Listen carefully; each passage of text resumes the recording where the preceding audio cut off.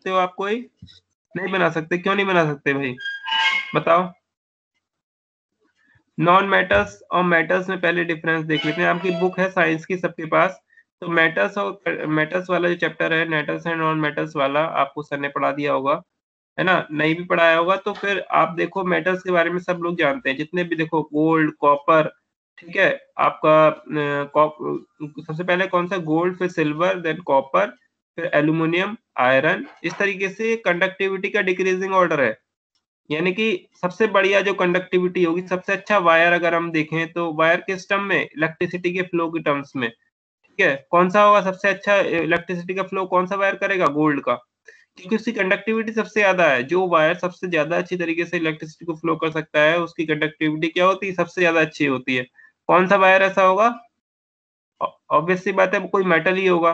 कौन सा मेटल है? गोल्ड, ठीक है। गोल्ड का जो वायर होता है वो सबसे अच्छा इलेक्ट्रिसिटी को फ्लो करता है। देन फिर अब क्या किसका आता है? सिल्वर का, फिर कॉपर का। तो क्या हम गोल्ड को यूज क्यों नहीं करते? कोई बताएंगे आप में से?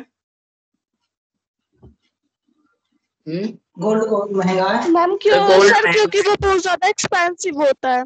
हाँ, गोल्ड इकोनॉमिकली बहुत ज्यादा जो है आपका एक्सपेंसिव है, तो इसलिए हम गोल्ड को यूज नहीं करते हैं। और इसीलिए हम जो है जनरली कॉपर्स का वायर यूज करते हैं, क्योंकि कॉपर जो है हम उसको इतना महंगा भी नहीं है और ठीक ठाक है। अगर आपको थोड़ा कॉपर भी महंगा लग रहा है तो फिर आप एल्यूमिनियम के वायर यूज करते हैं, राइट।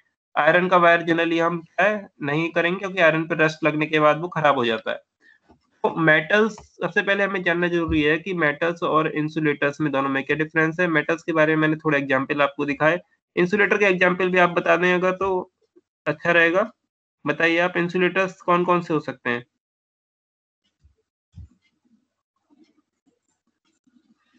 हमने लास्ट क्लास में कौन सा एग्जांपल डिस्कस किया था? कोल, ठीक है। कोयले के बारे में आपको बताया था, कोल के बारे में। कोल क्या है? नॉन मेटल है। क्या वो इलेक्ट्रिसिटी को फ्लो करता है? नहीं।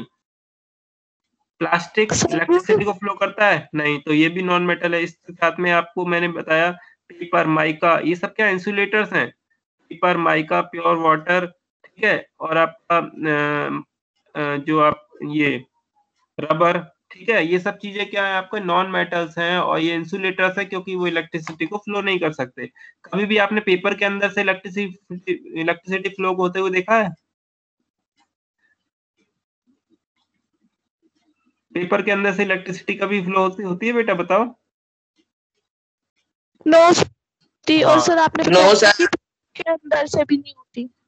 हाँ, पेपर, माइका, रबर, आपका प्लास्टिक, ठीक है, प्योर वाटर, ये सब क्या है? ये या फिर एयर, इन सब में इलेक्ट्रिसिटी फ्लो नहीं होती, क्योंकि वो क्या सब इंसुलेटर्स हैं, इलेक्ट्रिसिटी को फ्लो नहीं होने देते। जितने भी हमारे मटेरियल जो कि इलेक्ट्रिसिटी को फ्लो नहीं होने देते, उनको उनको क्या बोलते हैं? इंसुलेटर्स।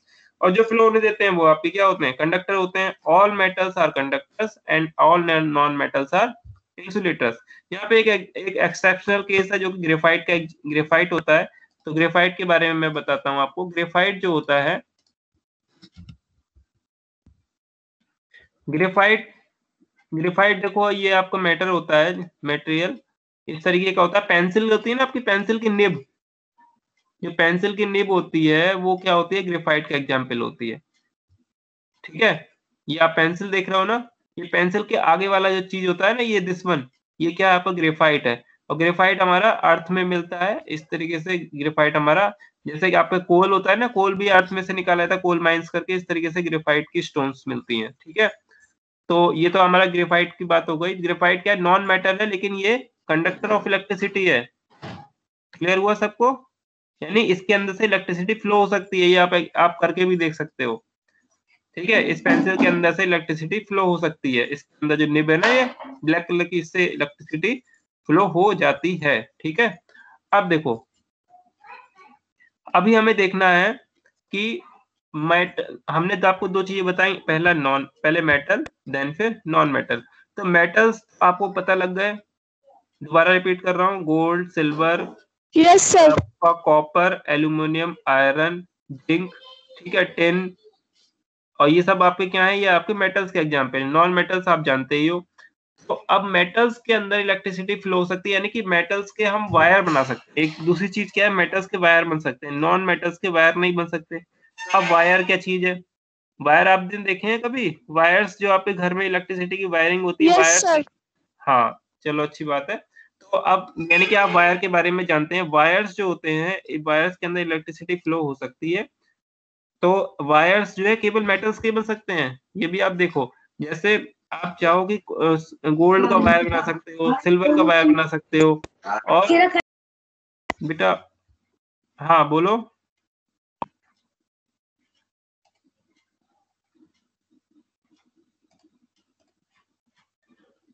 हेलो। ठीक है, तो आप इस तरीके से इन सब के वायर बना सकते हैं। तो वायर्स भी मेटल्स के बना सकते हैं। क्या मेरी आवाज आ रही है आप तक? यस सर, आपकी आवाज क्लियरली हाँ, आ रही है। तो आप क्या कोयले का वायर बना सकते हो? कोल का वायर, या फिर आप पेपर का वायर, या फिर आप माइका या फिर रबर का वायर बन सकता है क्या? No sir, no sir. हाँ, यानी कि वायर केवल और केवल आपके किसके बन सकते हैं? मेटल्स के बन सकते हैं। नॉन मेटल्स का कोई भी वायर हम नहीं बना सकते।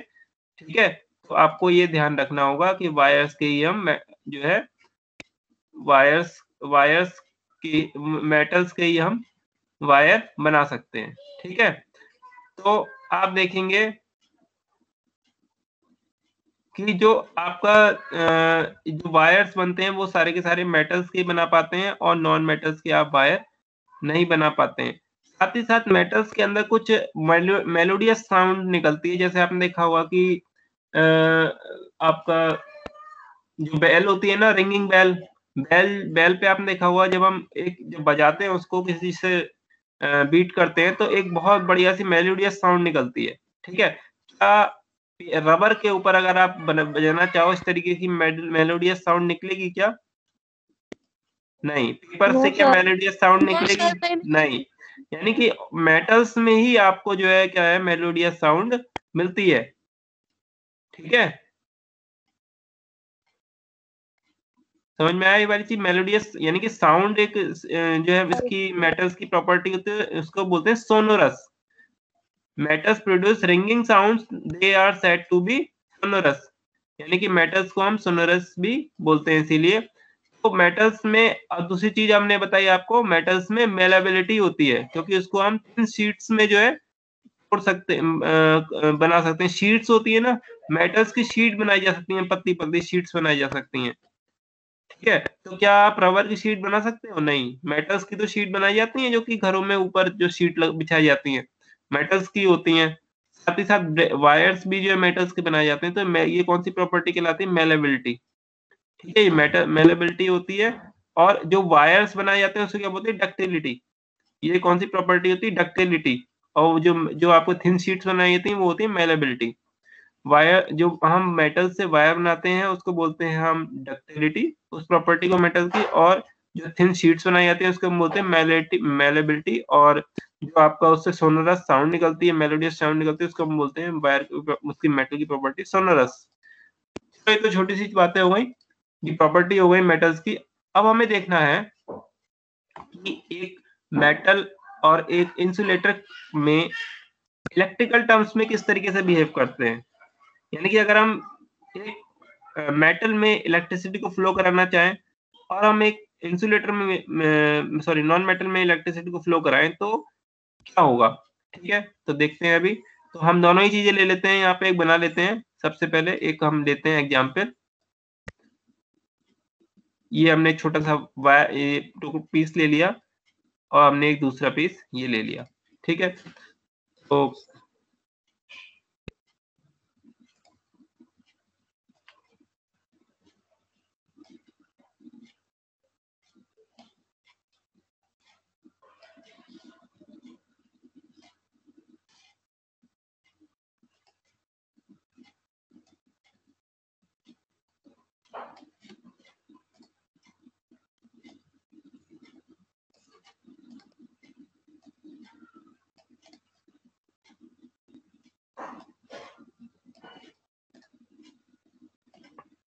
ठीक है, तो अभी मान लीजिए आपको आपके पास ये पहला वाला जो पीस है, ये आपको किसका है? कॉपर का है, यानी कि एक मेटल है। तो मेटल लिख देता हूँ यहाँ पे।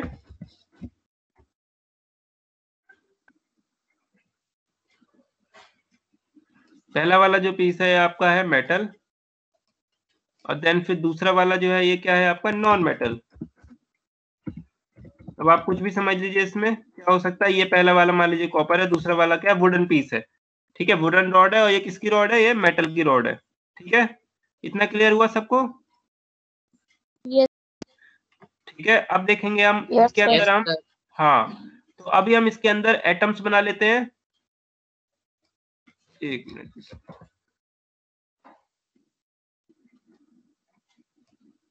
देखो एटम्स तो भाई मेटल्स में भी होंगे और इंसुलेटर्स में भी एटम होंगे, ये तो बात क्लियर है ना सबको।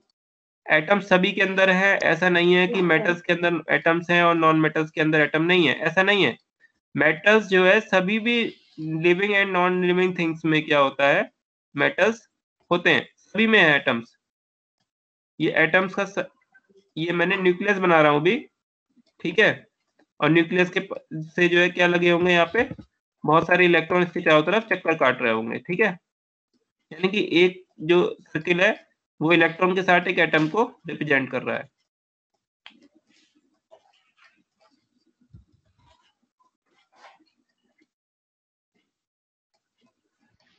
ठीक है, तो अभी ऐसी तरीके से हम ये भी बना लेते हैं।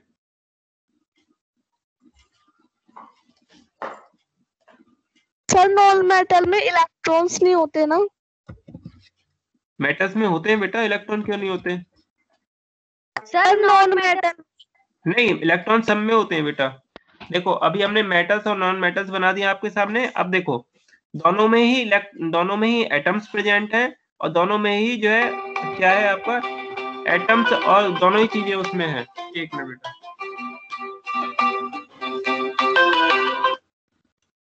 ठीक है, एटम्स में ही एटम्स जो है दोनों में है, मेटल्स और नॉन मेटल्स दोनों में ही एटम होते हैं। केवल दोनों में फर्क किस चीज का है, इलेक्ट्रिसिटी को मेटल्स फ्लो करा सकते हैं और नॉन मेटल्स फ्लो नहीं करा सकते। उसका रीजन मैं आपको बताऊंगा क्यों ऐसा होता है। एटम्स दोनों में है और इलेक्ट्रॉन्स भी दोनों में है, लेकिन मेटल्स के जो एटम है वो क्या होंगे, वो फ्री है।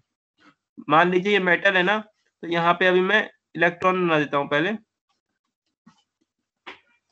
ये जो इलेक्ट्रॉन है इस तरीके से सारे इलेक्ट्रॉन बना देते हैं यहाँ पे।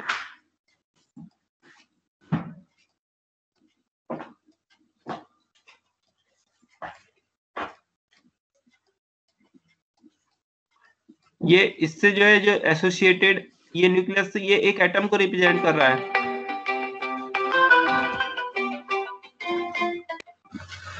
ठीक है। तो आप देखेंगे यहाँ पे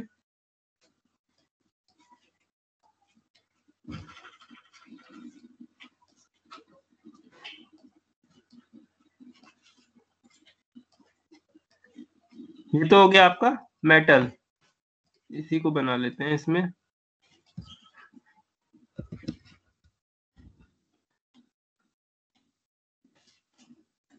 ठीक है, तो ये मेटल और नॉन मेटल आपके सामने आ गए। अब देखेंगे, अब हम देखो मेटल्स अभी तक आपको सब कुछ सेम लग रहा है ना, दोनों में कोई अंतर नहीं है ना?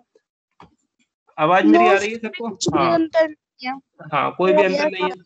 तो अब देखो अब अंतर शुरू होगा। यहाँ पे देखो मेटल के अंदर जो इलेक्ट्रॉन्स है ना, वो मेटल के अंदर घूम रहे होते हैं हमेशा। यानी कि ये इलेक्ट्रॉन जो है, ये वाला जो आपको पहला वाला दिख रहा है, दिस वन, ये आराम से यहाँ पे ये एक मिनट, इससे बाउंड्री से बाहर नहीं जाएगा, इसके अंदर घूम सकता है, यहाँ से यहाँ पे आराम से जा सकता है। इसी तरीके से ये वाला इधर को भी जा सकता है, कहीं भी जा सकता है। यानी कि सारे के सारे एटम किसी भी डायरेक्शन में मूव करते रहते हैं, किसी भी समय हमेशा क्या होगा, एक पर्टिकुलर डायरेक्शन में घूमते रहेंगे। वो फ्री टू मूव है ना मेटल के अंदर इलेक्ट्रॉन्स जो होते हैं फ्री टू मूव होते हैं, वो किसी भी डायरेक्शन में मूवमेंट कर सकते हैं। लेकिन नॉन मेटल्स के अंदर ये इलेक्ट्रॉन मूव नहीं कर सकते। इलेक्ट्रॉन्स होंगे इससे चिपके रहेंगे, इसके न्यूक्लियस से बाउंडेड है ना। मेटल के अंदर नो मूवमेंट, ठीक है, नॉन मेटल्स में नो मूवमेंट नहीं होगा। नॉन मेटल्स के एग्जांपल अभी आपको बताया, रबर, माइका, पेपर, प्लास्टिक और वाटर, ये सब क्या है, ये नॉन मेटल्स हैं। इसके अंदर इलेक्ट्रॉन्स जो होंगे अपने एटम से क्या होंगे, बाउंडेड रहेंगे, ठीक है ना। और फ्री मेटल्स के अंदर क्या होंगे, वो मूव कर सकते हैं। यानी कि यहाँ से यहाँ पे आराम से जा सकता है ये। ये भी आराम से यहाँ पे जा सकता है, कहीं भी जाएगा, ठीक है। एटम तो वहीं पे रहेगा, लेकिन इलेक्ट्रॉन्स जो होंगे, इससे इलेक्ट्रॉन जो लगे हुए हैं ना, वो मूव कर सकते हैं। अपने एटम को छोड़ के कहीं भी जाएंगे, लेकिन ये ध्यान रखना, ऐसा नहीं है कि इससे बाहर चले जाएंगे, ऐसा नहीं होगा। आपका सर एटम इलेक्ट्रॉन जो है वो उड़ के बाहर निकल जाएगा, ऐसा नहीं होगा, इसके मेटल के अंदर रहेंगे बस, ठीक है। यानी कि इलेक्ट्रॉन जो है, इलेक्ट्रॉन मूव करेंगे, एटम्स मूवमेंट नहीं कर रहे हैं। हम मूवमेंट कर रहे हैं, इलेक्ट्रॉन्स मूव कर रहे हैं, क्योंकि इलेक्ट्रॉन्स फ्री है ना, तो इस वजह से इलेक्ट्रॉन्स मूव कर जाते हैं, एटम्स मूव नहीं कर रहे हैं, ठीक है। लेकिन नॉन मेटल में ना एटम मूव करेंगे, ना ही इलेक्ट्रॉन्स मूव करेंगे। ये वाला डिफरेंस क्लियर हुआ? Yes sir.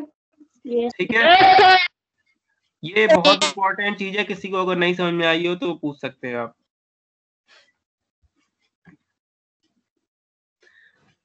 चलिए ठीक है, आपने बताया तो अब देख लेते हैं इससे आगे की बात। ये वाली बात समझ में आ गई। अब देखो, अगर आप अभी हम इसमें यानी कि फ्री इलेक्ट्रॉन है तो मूव कर जाएंगे, अगर आपने इसमें बैटरी लगाएंगे तब क्या होता है, वो वाली बात देखते हैं अभी हम। तो नॉन मेटल्स को हम हटा देते हैं यहाँ से, क्योंकि नॉन मेटल्स में तो इलेक्ट्रिसिटी, अगर आप बैटरी भी लगाओगे तब भी इलेक्ट्रॉन मूव नहीं करेंगे। इलेक्ट्रॉन मूव नहीं करेंगे तो इसका मतलब चार्ज मूव नहीं हुआ, तो इसके अंदर नॉन मेटल्स के अंदर करंट फ्लो नहीं होगा। बात समझ में आई? देखो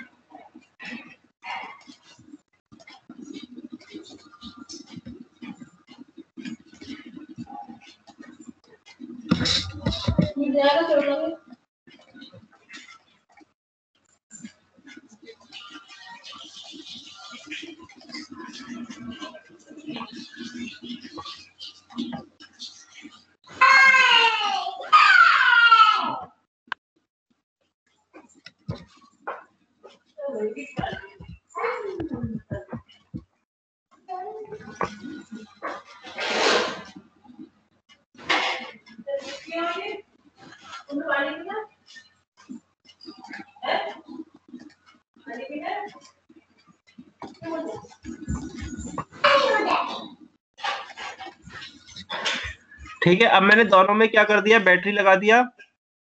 तक क्लियर हुआ सबको? Yes sir.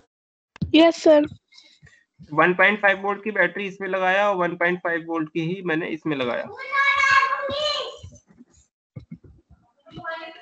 ठीक है। बीच में मैं एक बल्ब भी लगा दे रहा हूँ, ठीक है, थोड़ा सही रहेगा, क्योंकि नहीं तो डायरेक्ट शॉर्ट हो जाएगा ना, तो गड़बड़ हो जाएगी, तो इसलिए एक बल्ब भी लगा देते हैं बीच में ना।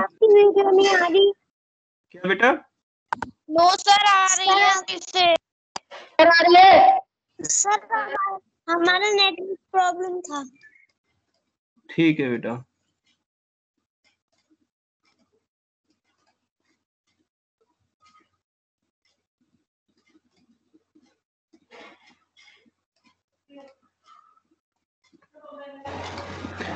ठीक है बेटा, बैटरी लगा दिया तो बल्ब ये जल जाएगा। तो नॉर्मल सी बात है, आप जानते ही हो कि बैटरी से कोई भी बल्ब हम जला सकते हैं, ठीक है। ये तो क्लियर हो गया सबको, ये बल्ब है। यस।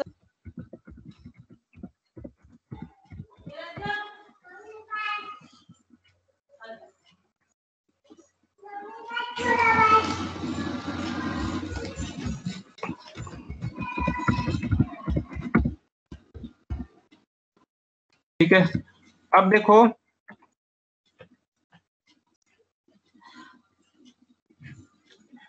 यहाँ पर जो है, अब हम सॉरी, इस वाले केस में नहीं जलेगा,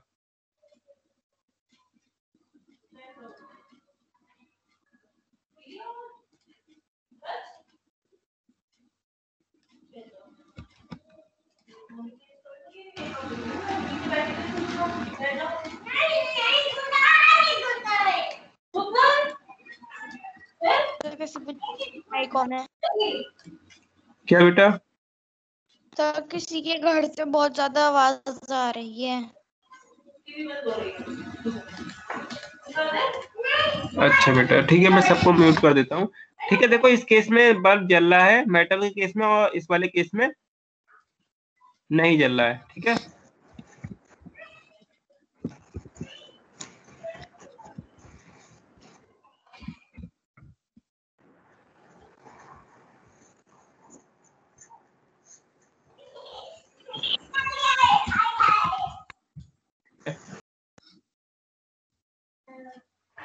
यस सर। अब देखो इस केस में यहाँ पर देखो पहले वाले केस में क्या होगा, यानी कि मेटल्स केस में जैसे आपने बैटरी लगाया तो यहाँ पर ये वाला टर्मिनल कौन सा आ जाएगा, ये हो जाएगा पॉजिटिव, और इस डायरेक्शन ये वाला कौन सा है, नेगेटिव। बैटरी में 2 टर्मिनल होते हैं ना, पॉजिटिव और नेगेटिव, सबको पता है। Yes sir. ठीक है, तो हाँ, तो यानी कि इस डायरेक्शन में यहाँ पर कौन सा टर्मिनल आ जाएगा, ये पॉजिटिव आ जाएगा, यहाँ पे नेगेटिव, और यहाँ पे भी क्या आ जाएगा, पॉजिटिव, और यहाँ पे भी कौन सा आ जाएगा, नेगेटिव। ठीक है, यस सर। यानी कि इस पहले वाले केस में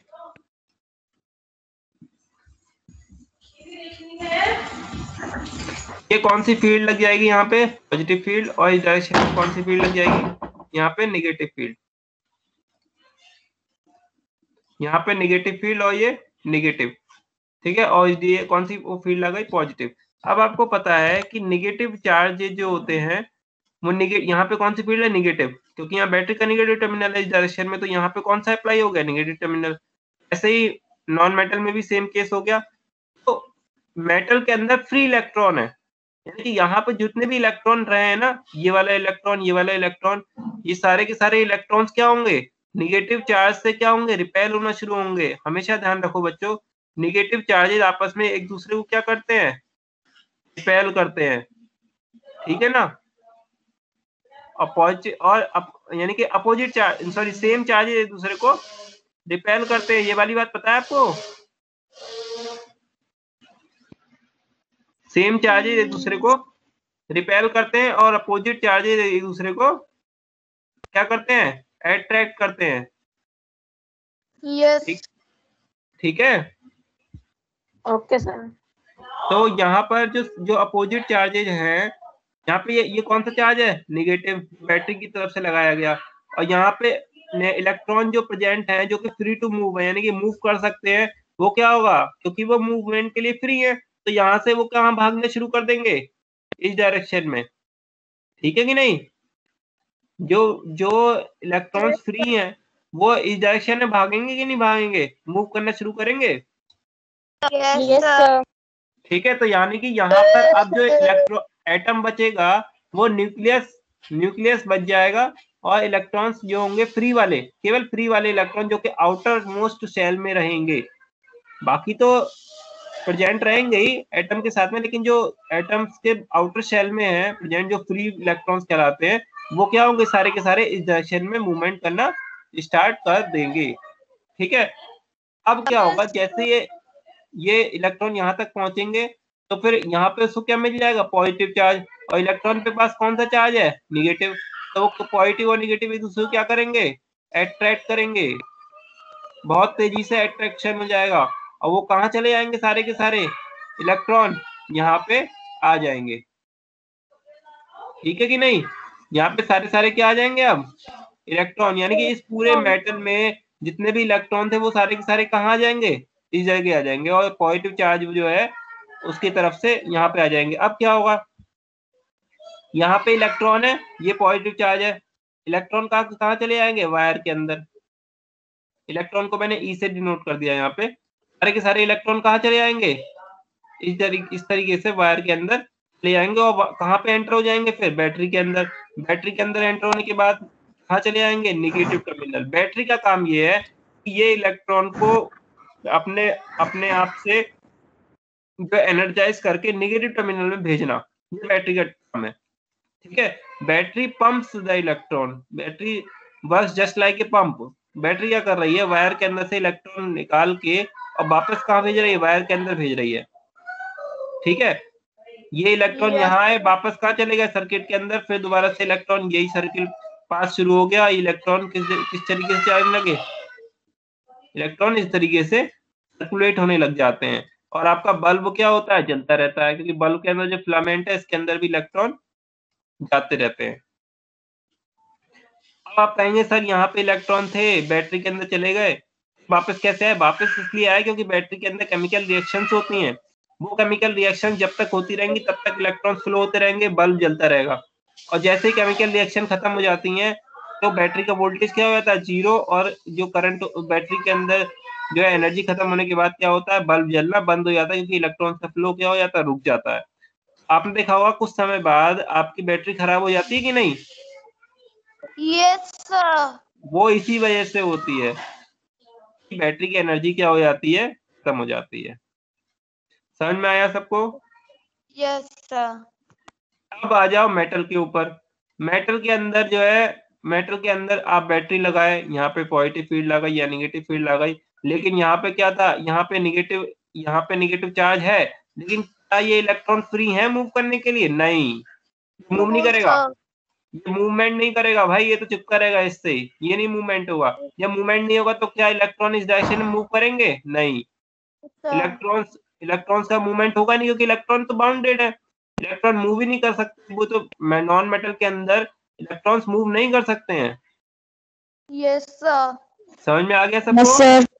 तो मेटल्स और नॉन मेटल्स में डिफरेंस यही है कि बैटरी लगाने के बाद भी नॉन मेटल के अंदर इलेक्ट्रॉन्स मूव इसलिए नहीं करते क्योंकि नॉन मेटल्स के अंदर फ्री इलेक्ट्रॉन्स, फ्री का मतलब क्या होता है, स्वतंत्र, बिल्कुल खुले हुए, जो कि कहीं भी जा सकते हैं, लेकिन नॉन मेटल के अंदर इलेक्ट्रॉन है ही नहीं, वो मूवमेंट नहीं होगा। ये वाली बात समझ में आई? Yes sir. यानी कि लकड़ी के अंदर, वुड के अंदर, कार्बन के अंदर, पेपर के अंदर, माइका के अंदर आप अगर बैटरी लगाते हो उसके दोनों टर्मिनल पे, क्या करंट आपको लगता है? नहीं।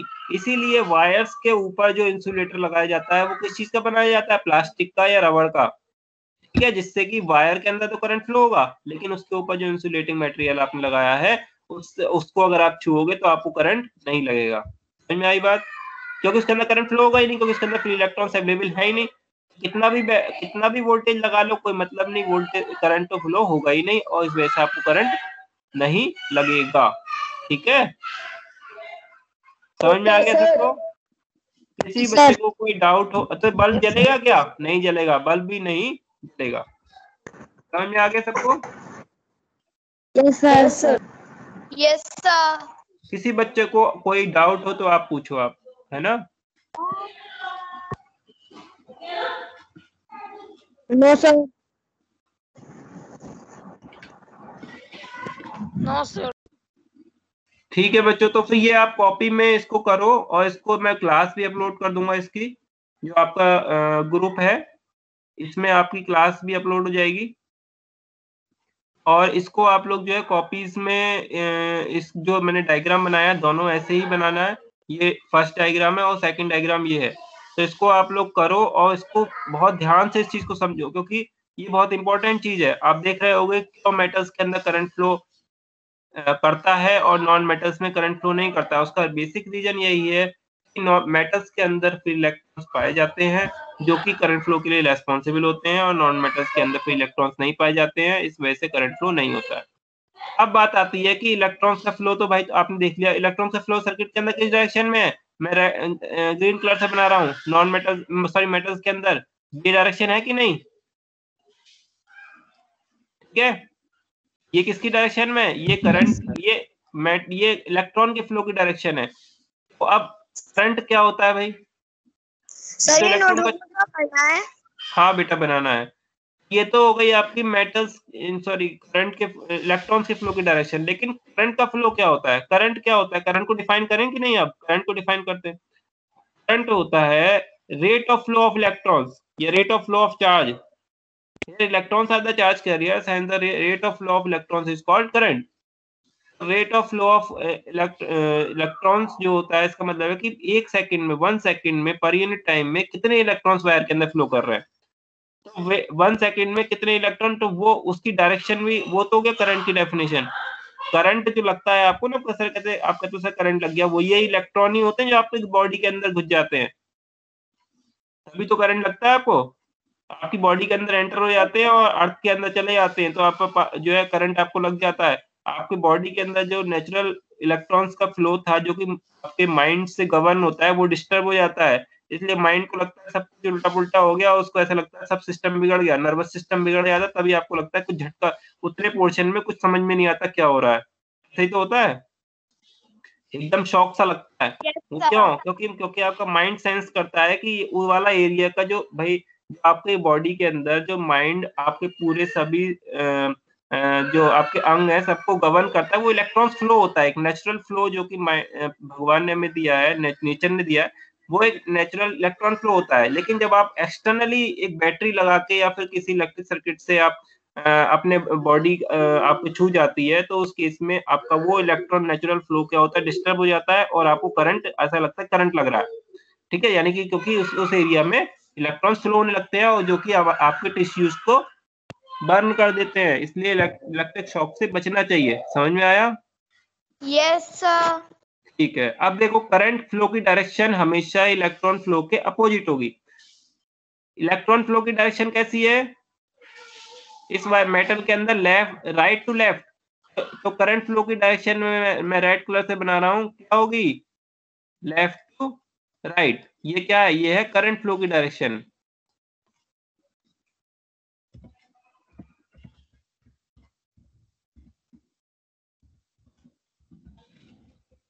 क्योंकि वो इलेक्ट्रॉन फ्लो की डायरेक्शन के अपोजिट है। और ये वाली जो नीचे बना रहा हूं मैं, ये वाली जो डायरेक्शन है, ये क्या थी? ये थी आपकी direction of electron flow.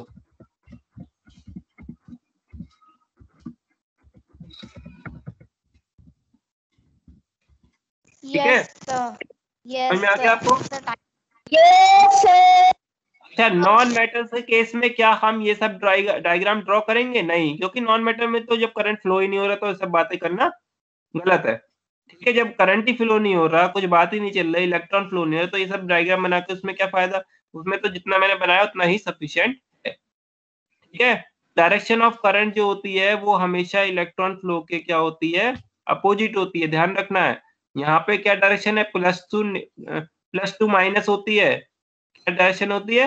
Positive. Battery का पॉजिटिव से नेगेटिव डायरेक्शन की तरफ जो है क्या होता है? करंट फ्लो होता है। और नेगेटिव टू पॉजिटिव क्या होता है?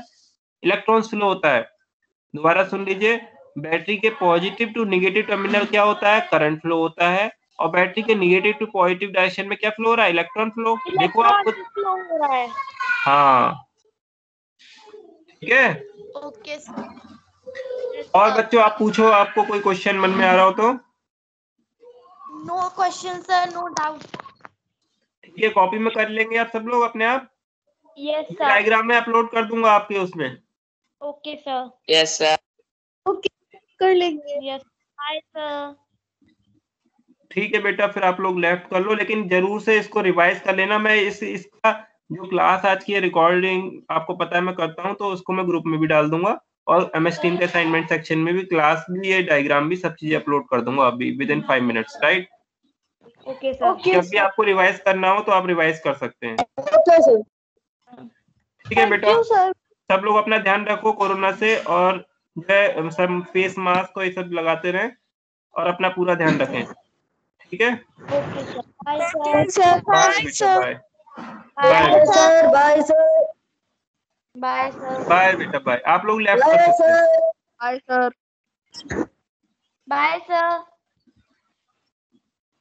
बाय बेटा।